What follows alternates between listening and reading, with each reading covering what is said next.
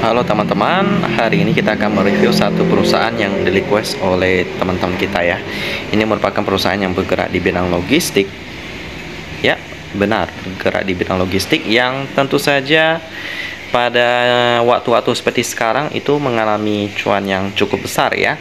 Contohnya yang bergerak di bidang serupa seperti SMDR, lalu ada lagi yang bergerak di bidang serupa seperti yang di bidang logistik ya, seperti Temas, itu juga mendapatkan cuan yang melimpah karena harga dolar yang juga meningkat.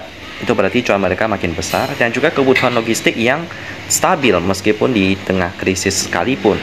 Kita akan membahas Batu Licin Nusantara Maritim Tbk dengan kode emiten BESS ya, atau kita panggil aja BES.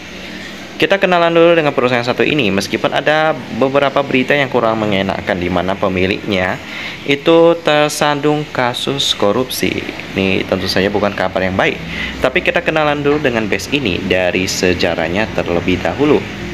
Mereka didirikan tanggal 25 Mei 2011, berarti masih baru-baru juga ya.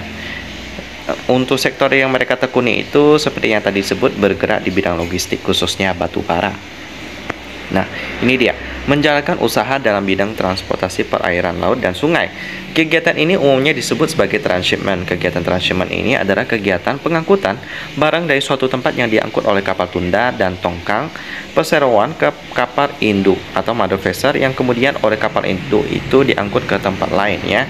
Jadi bisa dibilang kapal tunda itu adalah yang ini ya, yang besar punya, lalu kapal tongkang itu yang kecil yang untuk mendorong ya. Ya, kita bisa lihat lagi di sini tongkang ya, untuk lebih tepatnya. Ini yang besar punya ya, tambung datar atau suatu kotak besar yang mengapung untuk mengangkut barang. Nah, jadi betul tongkang ya. Jadi itu ini kapal tongkang, lalu ini kapal tunda. Yang untuk menarik kapal tongkang untuk ke mother vessel, nanti kita akan melihat ya, ada pelabuhan muat juga dan ada belayar juga ya. Nah, ini dia. Jadi ini adalah kapal tongkang yang besar sekali, tetapi ternyata ada yang lebih besar, yakni adalah mother vessel atau kapal induk. Ini lebih terlindungi barang-barangnya, jadi ada tutup. Nanti pas mereka udah transfer masuk ke kapal induk, nanti ditutup, nanti baru diantar ke negara tujuan ekspor misalnya untuk batu bara. Lalu untuk sumber daya mereka itu ada beberapa, diantaranya ada kapal tunda yang ini untuk mendorong, untuk menarik, lalu ada lagi tongkang, lalu ada lagi landing craft tank ya. Nah, itu gitu-gitu aja sih. Mereka bergerak di bidang logistik yang benar-benar fokus di bidang batu bara. Nah, ini strategi dan keunggulan mereka. Jadi untuk prospek bisnis daripada PES ini, kalau kita lihat-lihat sih ya aman ya, standar-standar aja. Karena logistik ini kan bukan hanya batu bara, tapi ada banyak logistik lain yang memerlukan logistik daripada BES ini. Contohnya seperti sawit dan juga seperti kayu dan lain-lain, itu butuh logistik juga. Jadi untuk prospeknya sih aman. Selanjutnya kita lihat pemegang sahamnya itu ada Batu Licin 69 Transportasi yang memegang saham BES ini sebesar 70% lebih, berarti cukup besar ya. Dan ada berita yang kurang mengenakan tentang yang tadi saya sebut, ada tentang kasus korupsi. Kita bisa baca di sini bahwa Mardani Maming, pemilik kerajaan bisnis Batu Licin 69, yang kini tersangka KPK. Karena apa? Ya, ini adalah karena kasus korupsi. Jadi ini juga berita baru-baru juga sih. Jadi tentu saja ini menjadi lampu merah bagi kita kalau mau masuk ke BES ini. Pergerakan sahamnya juga sangat berbahaya. Seberbahaya apa? Nanti kita akan lihat ya, dari harga 2000 terjun sampai sekarang harganya di kisaran 300-an gitu. Jadi turunnya drastis sekali. Jadi bagaimanakah fundamental daripada perusahaan ini yang tersandung kasus korupsi pemiliknya? Kita akan lihat sama-sama ya. Untuk laporan keuangannya saya udah download di IDX untuk triwulan pertama tahun 2022 atau kuartal pertama. Bagaimanakah hasilnya, nanti saya bandingkan dengan RTI Bisnis. Apakah cukup akurat RTI Bisnis? Karena biasanya kita kalau nggak baca laporan keuangannya langsung itu masih kurang percaya. Tapi selama ini saya lihat sih masih oke-oke aja. RT bisnis cukup akurat ya. Jadi kali ini tiap kali saya bahas perusahaan, saya pasti pakai laporan keuangan aja deh, biar ada patokan yang lebih aman. Ya, kita langsung pindah ke PDF dan RT bisnis. Dan inilah sekilas laporan keuangan daripada BES ini ya. Kita lihat dulu pergerakan saham daripada BES ini yang mereka sudah IPO sejak tahun 2020 ya. Masih baru-baru juga. Dan lihat, dari harga 2000 sekarang harganya Rp310.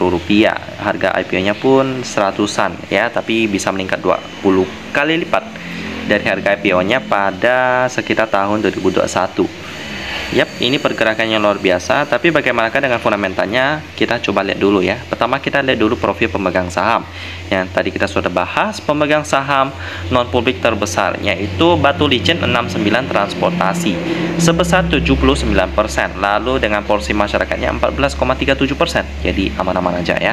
Kecuali yang non publik tadi, yang Batu Licin 69 nih, transportasi itu ada kasus korupsi, itu tentu saja tidak baik. Lalu kita lihat di sisi daripada net profit mereka itu 19 miliar rupiah. Bagaimanakah data di PDF? Kita coba lihat ya. Ini datanya, dokumen ini merupakan dokumen resmi ya dari BES yang tidak memerlukan tanda tangan karena dihasilkan secara digital. Tapi mereka ada tanggung jawab atas informasi yang tertera di dalam dokumen ini. Jadi kita coba baca. Dari net profitnya dulu ya, ada di sini. Nah ini ya, baik, net profit di sebelah sini ya. Kita coba lihat laba ruginya. Laba rugi komprehensif yang dapat diatribusikan ke entitas induk sebesar, setelah pajak. Jadi biasanya kan laba itu kan ada dipisahkan ke induk perusahaan dan juga ke perusahaan lain yang memegang saham lainnya juga. Tapi kalau kita lihat di sini sih yang dapat diatribusikan ya sebesar, yang dapat antara kayaknya 19,93 ya. Karena yang 21M itu belum terpisah, belum terpecah. Kalau kita lihat di sini dari pendapatan komprehensif setelah pajak dan juga laba rugi yang dapat diatribusikan. Jadi ya 19,94 miliar. Jadi cukup tepat ya. Yang 21M itu kayaknya yang gabungan punya. Jadi untuk labanya kita lihat di sini 19,94. Jadi cukup akurat. Dimana untuk kuartal pertama earning per share-nya juga 6,21 rupiah ya per lembar saham. Jadi kalau untuk earning per share-nya kalau di anualisasikan, ditahunkan, jadi dikali 4 ya. 6 kali 4 itu dapatnya 24, tapi di sini 23 ya. 23. Berarti PR-nya sekitar 13 kali. Ini udah mahal sih bagi saya. Selanjutnya kita cek dari sisi liquidity-nya ya.